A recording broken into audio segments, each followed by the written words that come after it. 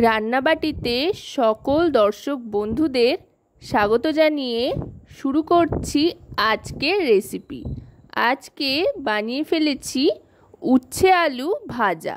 এর জন্য প্রথমেই কড়াইতে সাদা তেল গরম করে বেশ খানিকটা বিউলির ডালের বড়ি ভেজে তুলে নিতে হবে। বড়ি ভাজা এই জাতীয় রেসিপিতে দিলে কিন্তু এর স্বাদ অনেক গুণ বেড়ে যায়।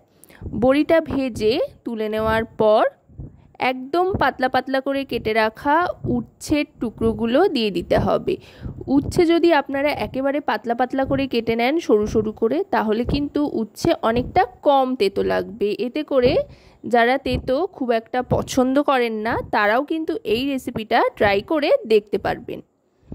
উচ্ছেটা দিয়ে এবার ভালো করে ভেজে নেব। আর যত ভালো করে ভাজা হবে তেতোর পরিমাণটাও কিন্তু অনেকটাই কমে আসবে। একটু হলুদ দিয়ে দিচ্ছি, খুবই সামান্য, হাফ টিস্পুন মতো, এতে করে খুব সুন্দর একটা রং আসবে। উচ্ছেটা ভেজে তুলে নিচ্ছি। উচ্ছে ভেজে তুলে নেওয়ার পর আরও আরেকটু তেল অ্যাড করব। অ্যাড করে তারপরে এতে দিয়ে দেব ফোড়ন হিসেবে মৌরি আর রাঁধুনি। যে কোনো রান্নার ক্ষেত্রেই ফোড়ন কিন্তু দারুণ একটা টেস্টের কাজ করে।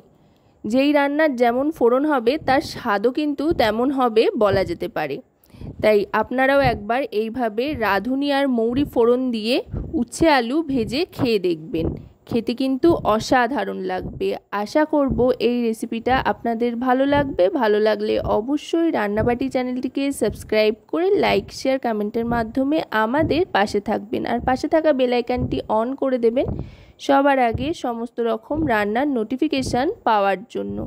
আপনাদের লাইক শেয়ার সাবস্ক্রাইবই কিন্তু আমাদের উৎসাহিত করে নতুন নতুন ভিডিও তৈরির জন্য, কারণ আপনাদের জন্যই কিন্তু আমাদের ভিডিও তৈরি করা। আর আপনাদের প্রত্যেকটা পরামর্শও কিন্তু আমাদের জন্য খুবই মূল্যবান। তাই রান্নাবাটি চ্যানেল সংক্রান্ত যদি কোনো পরামর্শ আপনাদের থাকে দেওয়ার জন্য অবশ্যই কিন্তু সেটাও কমেন্টের মাধ্যমে জানাবেন।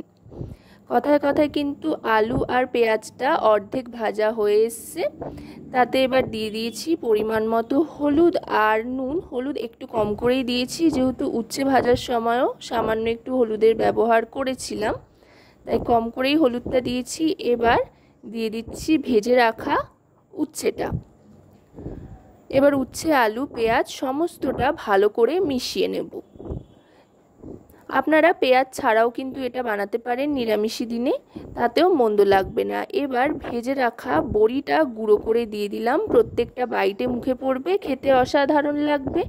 গরম ভাতের সাথে প্রথম পাতে এই রেসিপিটা কিন্তু আপনারা ট্রাই করে দেখতে পারেন। এতে করে মুখের স্বাদও ফিরবে আর খিদেও বাড়বে।